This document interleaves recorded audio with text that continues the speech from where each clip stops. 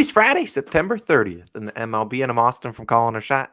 And I'm Logan from Calling a Shot. And we are back with our three favorite picks of the day. It is the last month last day in September. We're going to get into it. We'll recap all of tomorrow, but we got two game picks, one no one first inning coming right up.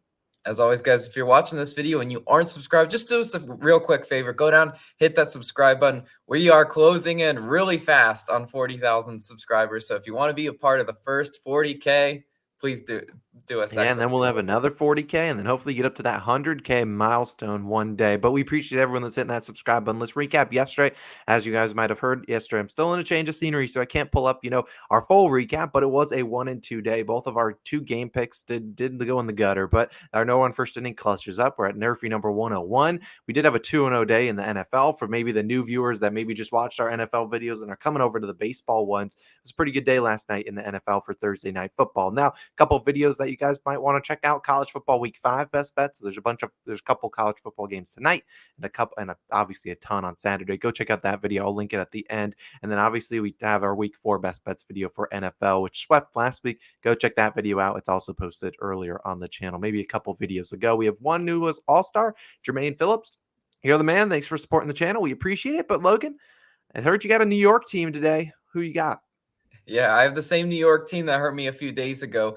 This is a huge game, right, guys? If you're a baseball casual, this game means a lot. Mets versus Braves, and I'm taking the Mets money line in this one. -117 on Barstool is your best value. It's close to almost, kind of trending in the direction of being a pick 'em. I wouldn't be surprised if the line kind of closed like that, right? You got the division on the line, high stakes for both these teams. They're in must-win games to win the pennant. Now, we got Fried on the mound for Atlanta today. 3 ERA and a 1.05 WHIP versus the Mets this season. You look at that. Max Fried's a really solid pitcher. I can't come up here and poke any holes in his game. His strikeout line, though, is what I do want to compare, because we've got two pitchers that are really good at what they do. And sometimes Fried is a strikeout specialist. Look at his game log. He's went over this 5.5 line in 5 out of his last 7 games. But I think the books know, and they're savvy enough to know, that the Mets are 3rd best in strikeouts on the road. And I hope that's what's the difference today. If they could just make Fried work enough long into counts, get him out by, the 6th inning or something with a higher pitch count, or even just live on base, make life stressful for Max Fried, I think they'll be good. Now, the Mets, what's encouraging is the Mets are hitting .333 against lefties in their last 3 games. Max Fried, of course, is a lefty in this one. So I like to see that they've at least been seeing left-handed pitchers well, and hopefully that translates to some run opportunities today. And they absolutely need to give run support to Jacob deGrom on the other side of the mound. deGrom, how about this? His last start, 4 innings pitched, 5 earned runs in his last start. This is what we call an ultimate bounce back spot for deGrom today. Show how fluky that was, because that's just baseball in a nutshell right there. When deGrom goes out and absolutely gets the hit parade by the Oakland Athletics. But we look at deGrom, 3.65 ERA and a .57 WHIP versus the Braves this year. Look at that WHIP. I actually think this is a rare case where the ERA is higher than it should be, and the WHIP is what the real indicator is. Having a below, just hovering a little bit above a .5 WHIP is amazing for a starting pitcher. Shows that he really does dictate the game, and he will have these Braves hopefully at his mercy today, right? Because his strikeout line set to 8.5. with juice on the over. So the books, if you just are reading that line, are saying, yeah, he's pencil him in for 9 strikeouts. And that makes a lot of sense too, because Atlanta is 29th in strikeouts at home. They are a swing and a miss team, and I've seen it way too many times. That's why I can't comfortably back the Braves in this one. I actually think Mets is the play in this one. If you look at the line in the full game, this looks like a playoff game line, right? And now Atlanta is hitting .284 at home in their last 3 games. Their bats are regressing today against Jacob deGrom. Absolutely are regressing. If they stay on fire, then I'll eat my humble pie in that one. I happily do it. I think Jacob deGrom will hold the Braves bats at bay. And now when we go to the bullpen in the later half of the game, look, deGrom could pitch really late. So this might not matter all that much, but Atlanta is 3rd in bullpen ERA, Mets 10th in bullpen ERA. This is just a personal preference. I'm going to tell you right now, I like the Mets bullpen over the Braves bullpen, even though the Braves are statistically a little bit better. I know Kenley Jansen lives in that Braves bullpen, and I know that he's always a blown save waiting to happen. Just saying. But I really do like the Mets to get this one today. I think with deGrom, they are the better option. We're going to take a stab at them today. But Austin, got another New York team for us today?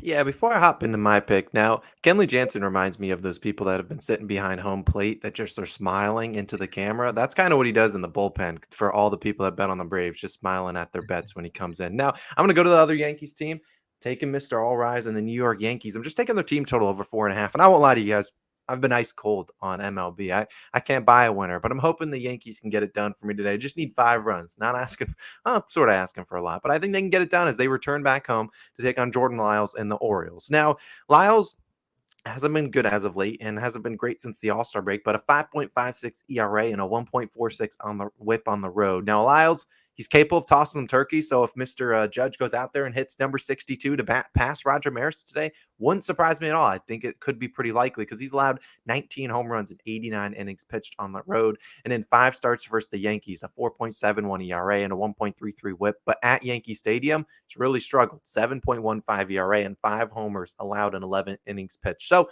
if they want to tell him, don't go out and allow Roger, let him break Roger Maris's record, go walk him. Just going to put more base runners on, more stressful innings. And I think the other Yankees batters can certainly get it done. I know the Yankees don't necessarily have a ton to play for, but keep in mind, this is not a Yankees team that's been crushing teams since the All-Star break. This is a really struggling, Yankees team since then. So I don't see them just going out there, we'll play all the bad guys. We'll play all our, our AAA guys, and we'll just throw them in there. I don't see the Yankees doing that because it's a team that needs to continue to build momentum to get back to where they were in the first half of the season. So I think they'll try to get out there, at least score some runs, and that's all we're asking for. And after Lyles comes out, hopefully he can give us a couple runs, and then we have to rely on the bullpen to give us some runs too. Orioles 8th worst bullpen ERA over the last 30 games. They had a great bullpen, but it's really been struggling as of late, a 4.55 ERA in those last 30 games. So I really do think the Yankees are going to come out here, score some runs, hopefully hit a couple of home runs. Maybe we get some extra base runners with some walks and whatnot. I don't think Lyles is a great pitcher. So Yankees team total over 4.5. That's my favorite pick of the day. Hopefully the two New York teams treat both Logan and I right. But as always, people, you know what time it is. I mean, come on. People know it's Nerfy Nation time. We're going for 102. We're just going to keep climbing this. I don't know how many Nerfies we will do in the postseason because those are going to get real tough and real juiced, but we're going to keep going through the regular season. We'll see what we do in the postseason. Today, we're going to be going to one that I think we took about a week ago.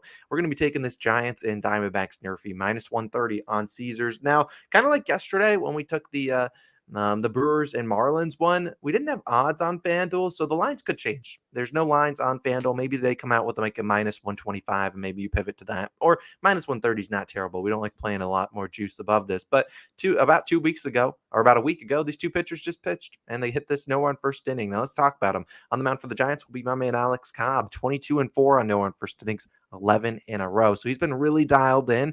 And the Diamondbacks, sometimes they have, a leadoff double or two here and there, but still 26th in first inning runs, a struggling offense as a whole. I think Cobb can certainly get me those first 3 outs. Who's pitching for the D-backs today, Logan?